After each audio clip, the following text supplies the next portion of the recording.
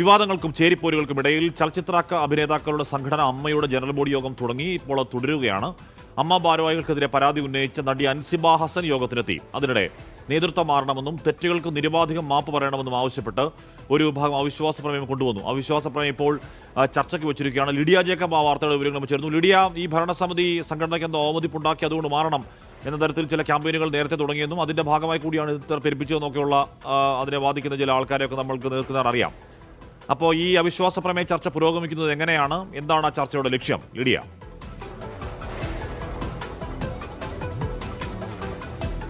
ഹാഷ്മി, നിലവിലുള്ള ഭരണസമിതിയിൽ പലർക്കും വലിയ രീതിയിലുള്ള അതൃപ്തിയുണ്ട് എന്നുള്ളതാണ് ഏറ്റവും പ്രധാനപ്പെട്ട കാര്യം.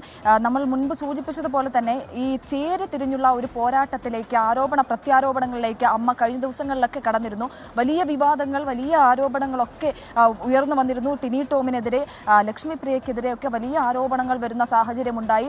ആ തരത്തിൽ സംഘടനയെ നന്നായി മുന്നോട്ട് കൊണ്ടുപോകാൻ കഴിഞ്ഞില്ല. അതിൽ നിലവിലുള്ള ഭരണസമിതി പരാജയപ്പെട്ടു എന്നുള്ള വലിയ ആരോപണമാണ് ഒരു വിഭാഗം മുന്നോട്ട് വെക്കുന്നത് എന്നുള്ളതാണ്.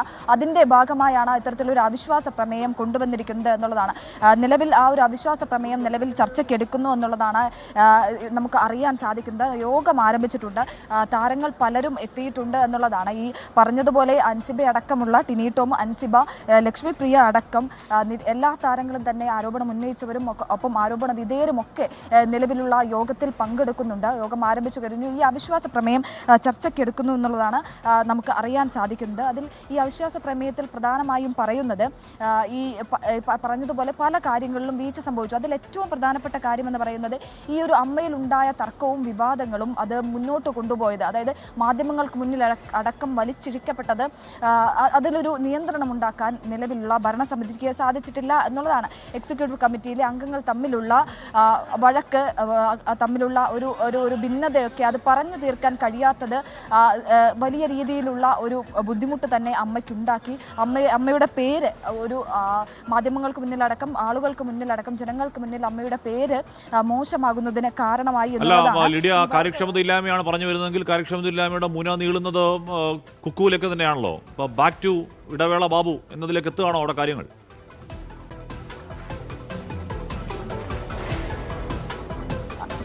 അങ്ങനെ ഇടവേള ബാബുവിലേക്ക് എത്താറായി എന്ന് നമുക്ക് പറയാനായിട്ടില്ല എന്നുള്ളതാണ്. ഈ കുക്കു പരമേശ്വരനെതിരെയാണ് കൃത്യമായിട്ടുള്ള മുന്ന നീളുന്നത്. അതോടൊപ്പം തന്നെ ഈ ശ്വേതാ മേനോനും വേണ്ട വിധത്തിൽ പ്രസിഡന്റ് സ്ഥാനത്ത് ഇരുന്നു കൊണ്ട് വേണ്ട വിധത്തിൽ നിയന്ത്രിക്കാനായില്ല എന്നുള്ള വിമർശനം വരുന്നുണ്ട്. ഈ കുക്കു പരമേശ്വരനും ഉണ്ണി ശിവപാലും രണ്ടുപേരും കൂടിയാണ് ഇത്തരത്തിൽ പല കാര്യങ്ങളും ഇത്രയധികം വഷളാക്കിയത് എന്നുള്ള മുന പല രീതിയിൽ നിന്നും പല കോണുകളിൽ നിന്നും ഉയരുന്നുണ്ട് എന്നുള്ളതാണ്. പ്രത്യേകിച്ച് ഈ ട്രഷറർ സ്ഥാനത്ത് ഇരുന്നു കൊണ്ട് കണക്കുകൾ കൈകാര്യം ചെയ്യുന്നതിൽ വലിയ വീഴ്ച സംഭവിച്ചു. അതിൽ വലിയ അവ്യക്തത ഉണ്ടായി. പ്രത്യേകിച്ച് ഈ ജനറൽ ബോഡിക്ക് ദിവസങ്ങൾ മുൻപ് തന്നെ ഈ വാർഷിക റിപ്പോർട്ട് അമ്മയിലെ അംഗങ്ങൾക്ക് സമർപ്പിക്കേണ്ടതാണ്. അതിൽ വലിയ വീഴ്ച സംഭവിച്ചിട്ടുണ്ട് എന്നുള്ളത് അമ്മയിലെ പലരും ഉന്നയിക്കുന്നുണ്ട്. ഒരു വിഭാഗം വലിയ രീതിയിൽ അത് ഉന്നയിക്കുന്നുണ്ട്.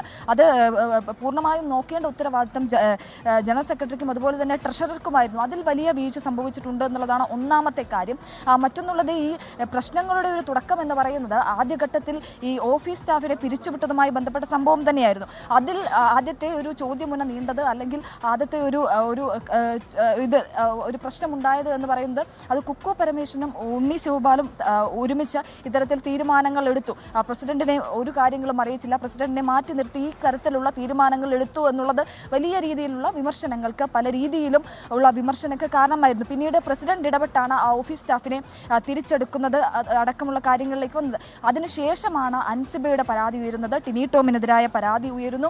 അത് വേണ്ട വിധത്തിൽ അമ്മ പരിഗണിച്ചില്ല എന്ന് അൻസിബയ്ക്ക് വലിയ പരാതിയുണ്ട്. അത് നീതിപൂർവമായി അമ്മ അതിൽ ഇടപെട്ടില്ല. അതിനെ ഒരു ചെറിയ വിഷയമായി, ഒരു പേഴ്സണൽ ഇഷ്യൂ ആയി മാത്രം അതിനെ കണ്ടു എന്നുള്ളതാണ് അൻസിബയുടെ പരാതി. അതോടൊപ്പം തന്നെയാണ് ലക്ഷ്മി പ്രിയക്കെതിരെ അൻസിബ നൽകിയ പരാതിയും അത്തരത്തിൽ തന്നെയാണ്. ഈ പേഴ്സണൽ ഇഷ്യൂ ആയി ഇതിനെ കണ്ടു, അമ്മയിൽ അത് തീർക്കാമായിരുന്ന പ്രശ്നമായിരുന്നിട്ട് കൂടി ഒരു പേഴ്സണൽ ഇഷ്യൂ ആയി അതിനെ കണ്ടു എന്നുള്ള ഒരു ആരോപണം അൻസിബയ്ക്കുണ്ട്. അങ്ങനെ അൻസിബ അത്തരത്തിലുള്ള ആരോപണങ്ങളും തന്റെ പരാതികളും ഇന്ന് ഈ ചർച്ചയ്ക്ക് മുന്നിൽ മുന്നിൽ വെക്കുമെന്ന് തന്നെയാണ് നമുക്ക് അറിയാൻ സാധിക്കുന്നത്. അതോടൊപ്പം തന്നെയാണ് ഒരു വിഭാഗം ആളുകൾ ചേരി തിരിഞ്ഞ് ഇത്തരത്തിലൊരു അവിശ്വാസ പ്രമേയത്തിലേക്ക് കടക്കുന്നത് എന്നുള്ളതാണ്.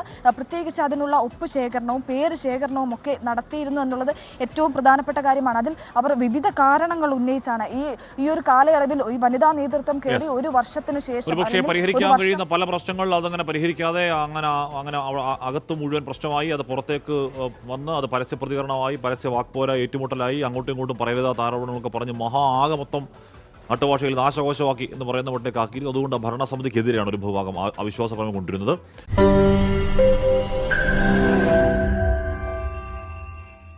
ലോകത്തെവിടെയായാലും ഏത് സമയത്തും 24 വാർത്തകളും ഓഗ്മെന്റഡ് റിയാലിറ്റി പാക്കേജുകളും എക്സ്പ്ലെയിനറുകളും വിശദമായി കാണാൻ ഞങ്ങളുടെ യൂട്യൂബ് ചാനൽ നിങ്ങൾക്ക് സബ്സ്ക്രൈബ് ചെയ്യാം.